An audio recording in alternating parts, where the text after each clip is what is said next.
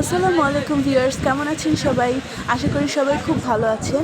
এখানে হচ্ছে যে আমি স্কুলে এসেছিলাম। এটা হচ্ছে ছুটির সময়। আমার একটা বই কেনার দরকার ছিল, তাই আমরা প্রথমে একটা লাইব্রেরিতে এসেছি। এখানে আমার একটা ফ্রেন্ডও এসেছে আমাদের সাথে। তো আমাদের বই কেনা শেষে আমরা বাসায় চলে যাচ্ছিলাম এখানে। আর আমার ফ্রেন্ড অন্য রাস্তা দিয়ে যাবে, তাই ও আগে থাকতে চলে গিয়েছিল। আর আজকে হচ্ছে যে আমার বোন স্কুলে যায়নি, কারণ ও অসুস্থ ছিল। সেজন্য সকাল থেকেই বলছিল যে আমি আজকে যেতে পারবো না, তুমি একাই যাও।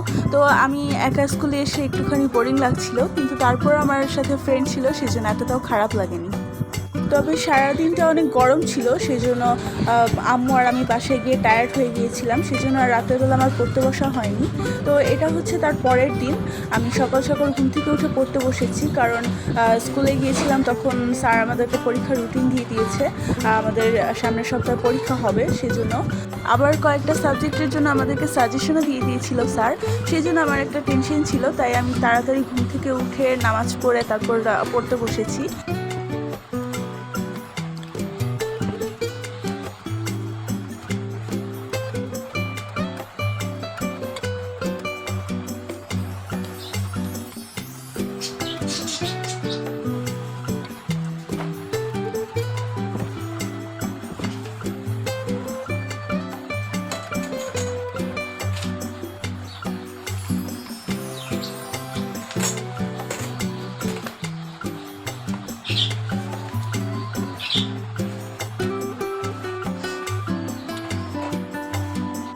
আর আজকে হচ্ছে যে আমি আম্মুকে শুধু নাস্তা বানানোর জন্যই হেল্প করেছিলাম, আর কোনো কাজ করিনি। আর এক্সাম হবে, সেজন্য টেনশনে আমি সকাল থেকে পড়াশোনা করছি। এটা দেখে আম্মুই আমাকে আর কোনো কাজের জন্য ডাকেনি। তো এখন হচ্ছে যে আমার পড়া শেষ, আমি সেজন্য বই খাতা সব কিছু গুছিয়ে রাখছি।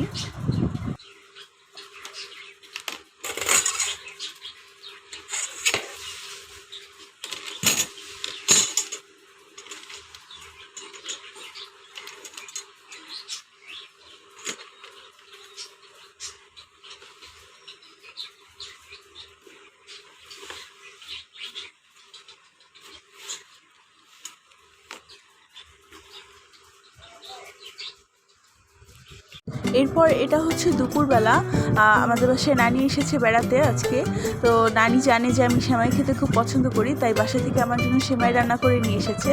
আর সেমাইটা খেতে খুব মজা ছিল। আমি পড়তে বসেছিলাম, কিন্তু আম্মু আমাকে সেমাই দিয়েছে, সেজন্য আমি ভাবলাম যে আগে সেমাইটা খেয়ে নিই।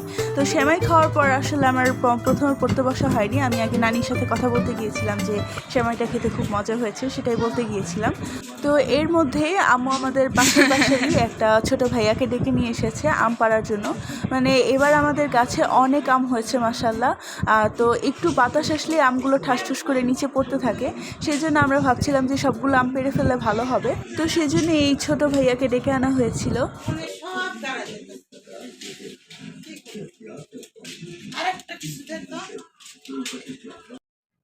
তো আমি হচ্ছে যে এতক্ষণ দরজার সামনে দাঁড়িয়ে দেখছিলাম যে সবাই আম পাড়ছে আর খুব মজা করছে। তো সেটা দেখে আমারও অনেক এক্সাইটিং লাগছিল, তাই এখন আমি দৌড়ে ছাদে চলে এসেছি দেখার জন্য।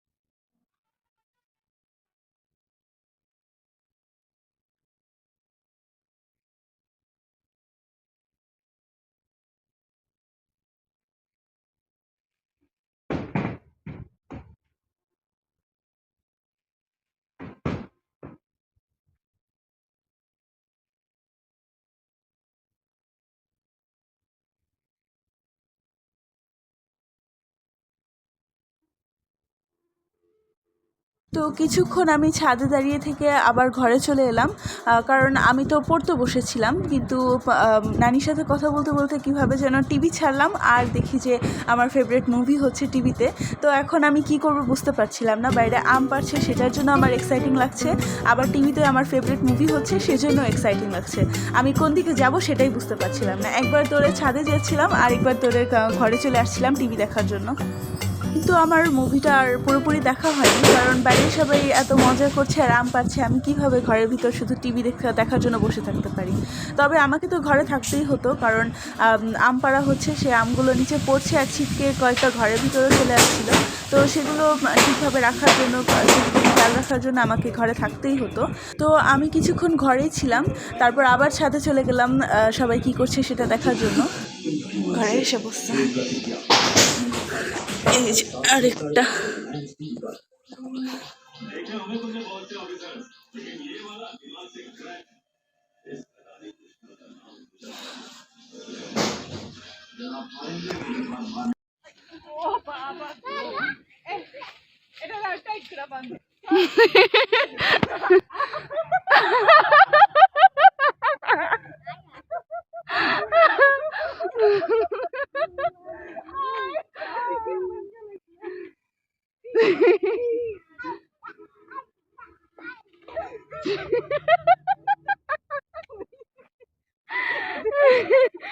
এটা হচ্ছে যে আম পাড়ার জন্য বাবা কিনে নিয়ে এসেছিল, কিন্তু একবার ভেঙে গিয়েছিল এটা। এরপরে বাবা এটাকে সুন্দর করে রশি দিয়ে বেঁধে তারপরে আম পেড়েছিল, কিন্তু আমরা আম পাড়ার সময় রশিটা খুলে যায়, সেই জন্য আমরা আবার কোনো রকমের বেঁধে তারপরে আম পেড়তে নিয়েছিলাম, কিন্তু আমাদের রশি বাঁধা হয়নি। তো এটা ছিল আমার আম পাড়ার সময় বেস্ট মোমেন্ট, যেটা আমি অনেক বেশি এনজয় করেছি। তো এরপর হচ্ছে যে আমাদের আম পাড়া শেষ, আমরা সবাই মিলে নামাজ পড়ে নিলাম। এরপর আমি এসেছিলাম এখানে গাছে পানি দিয়ে দিতে।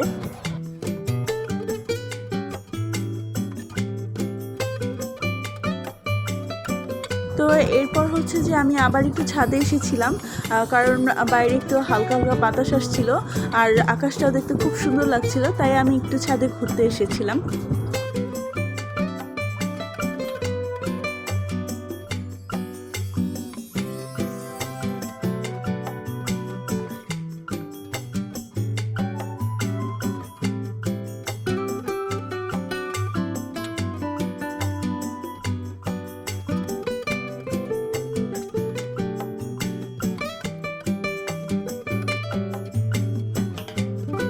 এরপর এটা হচ্ছে সন্ধ্যার পরে, সারাদিন আম পাড়লাম, অনেক মজা করলাম। এরপর আমার মনে পড়লো যে পরীক্ষার রুটিন তো দিয়ে দিয়েছে, এবার তো পড়তে হবে, পরীক্ষা দিতে হবে। তো সেজন্য আমি আর দেরি না করে পড়তে বসলাম। এরপর হচ্ছে যে পড়ার মাঝখানে আমি একটু ব্রেক নিয়েছি, রাতে খাওয়া দাওয়া শেষ করে আবার পড়তে বসেছিলাম। তো স্যার আমাদেরকে যেই সাজেশনটা দিয়েছিল, আমি সেটা প্রথমে আমার বোনকে দেখিয়ে দিয়েছি। এরপরে স্যার যেই হোমওয়ার্কসগুলো দিয়েছিল আমি সেগুলো কমপ্লিট করলাম। আর এখন তো আমাকে একটু বেশি করেই পড়তে হবে, কারণ সামনে পরীক্ষা। আর পরীক্ষার রুটিন দেওয়ার পরেই আমার টেনশন শুরু হয়ে গেছে, কারণ সবসময় এমন হয়, পরীক্ষার সময় এলেই আমার একটু ভয় ভয় লাগে। আমি যত ভালো করেই পড়ি তারপরে এমনটা হয়। তো সেজন্য আমি সবসময় পরীক্ষার সময় একটু বেশি করে পড়াশোনা করার চেষ্টা করি, যাতে আমার পরীক্ষার সময় কোনো সমস্যা না হয়, আমি যেন পরীক্ষার হলে গিয়ে ভালোভাবে লিখতে পারি, সেই জন্য চেষ্টা করি আর কি।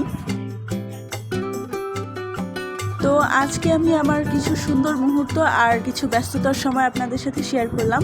আশা করি আপনাদের কাছে ভালো লেগেছে, আর যদি ভালো লেগে থাকে তাহলে অবশ্যই আমার ভিডিওটিতে লাইক করে দেবেন আর আমার জন্য বেশি বেশি দোয়া করবেন, কারণ আমার সামনে পরীক্ষা। তো আজকে আমি এখানেই বিদায় নিচ্ছি। সবাই ভালো থাকুন, সুস্থ থাকুন, আল্লাহ হাফেজ।